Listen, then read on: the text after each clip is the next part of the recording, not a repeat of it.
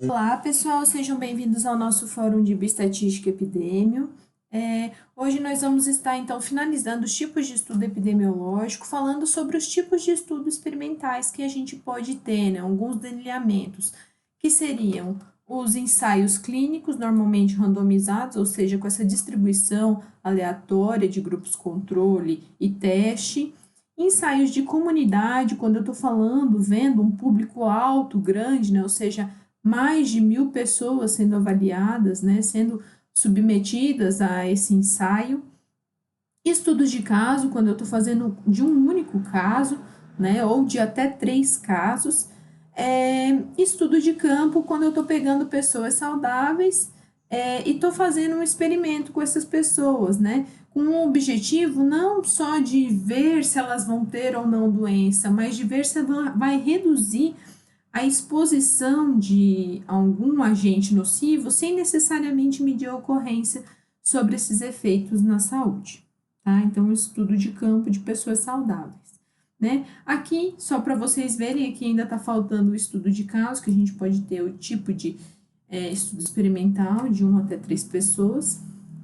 Mas vamos lá, algumas características do ensaio clínico, né? Então, o ensaio clínico normalmente acontece entre 10 e 30 indivíduos, né? 10 e 30 pessoas. Deve ter os seus integrantes, né, pareados, o mais semelhantes possíveis, com a mesma característica de idade, sexo, de preferência fatores socioeconômicos, demográficos, hábitos de vida, né? E vão ser indicados para estar avaliando a segurança e a eficácia de um novo produto. Uma nova formulação de um mesmo produto, da associação de produtos já em uso, ou ainda vão estar avaliando uma nova indicação clínica de um produto já aprovado, né? Para a utilização de essa medicação ser utilizada em outra doença, por exemplo, né?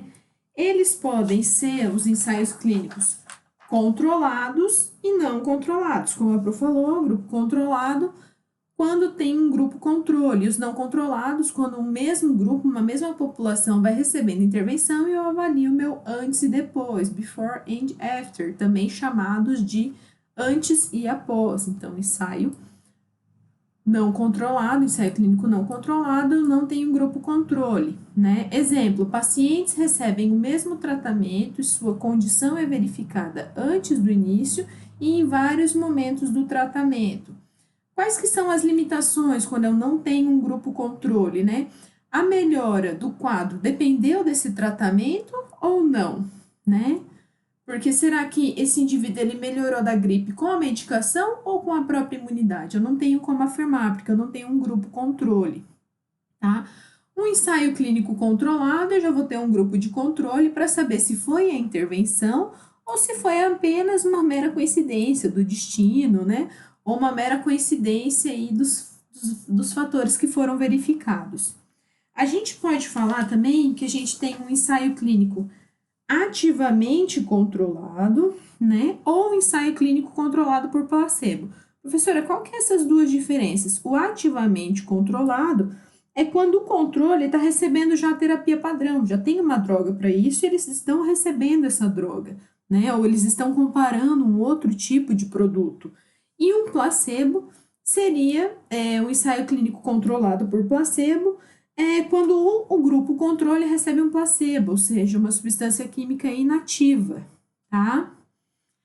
O ensaio clínico. Então, os pacientes são alocados para formar os grupos, né, o de estudo e controle, normalmente aleatorizado, né, randomizados, sorteados, para que cada paciente, para que cada indivíduo tenha igual chance de receber o mesmo tratamento, tá? Durante o estudo, a gente não pode esquecer que a gente pode ter algumas perdas, né? O participante pode simplesmente não querer mais estar no estudo, eu posso mudar de endereço, né? Eu posso migrar para outra cidade, para outro país, né? Para outro estado, e ainda mudanças de situação clínica que fazem com que esse indivíduo não possa continuar, ou seja, ele estava sendo acompanhado por uma doença, mas ele descobriu um câncer, né? Ele descobriu um problema que agrava a situação clínica dele, que ele não pode dar continuidade nesse tipo de estudo, tá? Um exemplo, pessoas que residem próximos a antenas de telefonia celular apresentam maior tendência a desenvolver algum tipo de câncer, né? Então, o que eles vão fazer? Do presente, vão acompanhar, né, ao longo do tempo, um grupo de pessoas que morem perto dessas antenas e um grupo de pessoas que não morem perto de antenas. E vai ver se esse grupo aqui tem uma maior chance, um risco, né, um risco relativo de desenvolver algum tipo de câncer, ok? Exemplo 2. A acupuntura pode aliviar a dor de mulheres que sofrem endometriose? Então, eu vou pegar um grupo de mulheres com a característica em comum, que sofrem de endometriose, de preferência de uma faixa etária, de uma única faixa etária, e a gente vai alocar elas em quem vão receber o tratamento com acupuntura, né?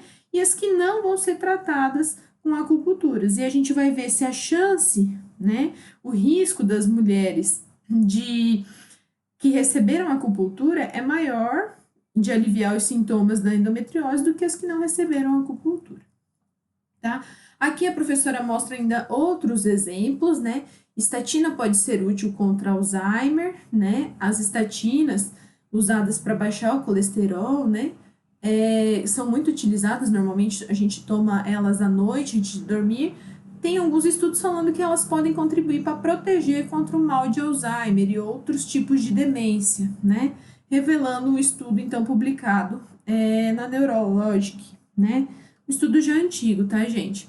E ainda outro tipo de exemplo, folha de oliveira pode combater hipertensão, né? Então, fizeram estudos com gêmeos idênticos que revelou o consumo de 1.000 miligramas. Então, ele estava mostrando aqui nesses dois estudos um experimento, né, em que o grupo de pesquisadores fez uma intervenção, tá? Normalmente, esses ensaios clínicos randomizados já tem no próprio título, quando vocês forem procurar lá no Google Acadêmico, né, olha, o exemplo, ensaio clínico randomizado duplo cego, ou seja, os pesquisadores e os participantes do estudo não sabem quem está recebendo o quê. Comparando a associação de cafeína e outras drogas, olha ali, para avaliar a eficácia e segurança no tratamento de pacientes que têm lombalgia, né, que tem dor na coluna, tá? Quais são as etapas de um ensaio clínico, né? Primeiro a gente tem que definir o propósito, o que que eu quero, né? Qual que é o meu objetivo, qual que é a minha pergunta de pesquisa. Depois disso, eu tenho que fazer um desenho, né? Fazer aquelas distribuiçõezinhas que a professora mostrou lá no início da aula. Fazer a condução desse ensaio clínico sendo o mais fiel possível, evitando os vieses e fazendo análise dos dados, o risco relativo, as estatísticas descritivas também, testando algumas hipóteses e divulgando, publicando os dados desse ensaio clínico, né? Alguns termos que são importantes a gente saber, né? Primeiro, num grupo controle, a gente pode estar, então, por exemplo, naqueles grupos controlados por placebo. O que seria esse placebo? É um agente farmacologicamente inativo, né? Uma substância química inativa, que é dado a um paciente como um substituto para um agente ativo. Então, a pessoa está tomando um agente inativo, achando ou não sabendo se é ou não a droga que está sendo testada, tá?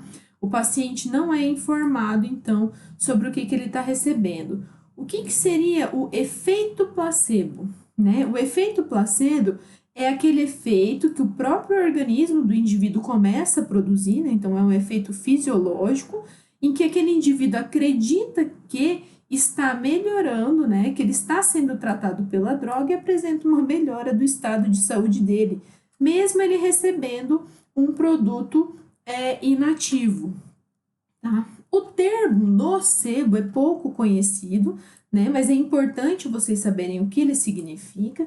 Ele é utilizado, então, para respostas danosas, né? Ou seja, para respostas prejudiciais, desagradáveis ou indesejáveis de um indivíduo, como resultado da aplicação de uma droga inerte, ou seja, ao invés de não ter efeito nenhum, tem um efeito prejudicial esse placebo, tá? Essa substância química inativa, ok? Aí aqui o estudo de caso, né? O estudo de caso, igual a Pro falou, vai ser os estudos que vão estar descrevendo a resposta de um paciente, no máximo até 3, de forma que essa resposta é apresentada como um interesse, né? Uma ocorrência, algo importante de ser avaliado. Normalmente, estudos de casos são de casos mais raros, que estão utilizando uma droga rara. Ensaios de comunidade, o outro tipo, seriam intervenções a nível de comunidade, né? Eu vou fazer então um ensaio na escola do meu filho, no bairro, na cidade, no país, né? Eles já são estudos mais custosos, né? Eles já vão ter um alto valor aí maior, então já seria uma limitação. E normalmente é feito com mais de 1.000 pessoas, tá? Exemplo, fluoração da água sobre a incidência de cáries nos Estados Unidos e Canadá, né? Então, eles vão pegar um grupo, vão estar fazendo a fluoração, adicionando flúor na água, para ver a incidência de cáries em dois países, Estados Unidos e Canadá, tá? Prevenção de doença coronariana na Finlândia, né? Então, estou falando de grandes grupos. Campanhas para prevenção de manchas senis, né? Com auxílio na aplicação de cosméticos e orientações sobre produtos estéticos em Maringá, tá? Então, eu estou falando de grandes populações, ensaios de comunidade. A gente nunca pode se esquecer, né, como eu já falei um pouquinho na aula anterior, do comitê de ética, né? O nosso país, ele não aceita qualquer tipo de remuneração para as pessoas que estão sendo estudadas, né? E então esse comitê de ética ele tem que seguir algumas normas, existem reuniões do comitê de ética e elas devem aprovar ou não o desenvolvimento do seu estudo. A gente só pode dar início a um tipo de ensaio e estudo experimental, né, se a gente tiver essa aprovação do comitê de ética. Não só experimental, né, estudo transversal, qualquer estudo que mexa com homens, com humanos, com animais, a gente também tem o comitê de ética animal, tá? Então, essa comissão, ela não é feita por exemplo, indústrias farmacêuticas, né? Não seria lógico. É feita uma comissão por cientistas, né, que vão ser representantes aí da população e que vão estar verificando os riscos e benefícios de estar desenvolvendo essa pesquisa, tá? Só para vocês verem, então, aqui a gente chama as hierarquias dos estudos científicos, né? Ou seja, à medida que a gente vai subindo aqui nessa pirâmide, a gente vai aumentando o grau de evidência científica, né? Então, quer dizer o quê? Que a base, que é opiniões de especialistas, por exemplo, perguntar para uma pessoa que estuda muito sobre câncer a opinião dela sobre determinada droga ou sobre determinado tratamento, né? Isso tem um alto grau de evidência, né? Não comprova nada, é só opinião de especialistas. Depois a gente vai lá para os estudos descritivos, os relatos de casos e séries de casos. Depois a gente vai para os estudos de caso controle transversal. Daí, se eles tiverem bons resultados, a gente parte para os estudos de corte, né, os estudos de acompanhamento. E aí, por último, a gente vai para o alto grau de evidência científica, que seriam os estudos experimentais randomizados, né? Então, quando eu estou fazendo essa alocação aleatória de grupos e estou fazendo uma intervenção, né? E a gente fala ainda que o topo dessa pirâmide seria o quê? A revisão sistemática. O que é essa revisão sistemática? Pegar vários estudos que fizeram estudos experimentais randomizados e fazer a análise desses resultados, né? Então, vou pegar vários estudos já feitos e vou montar uma conclusão sobre esse determinado assunto, ok?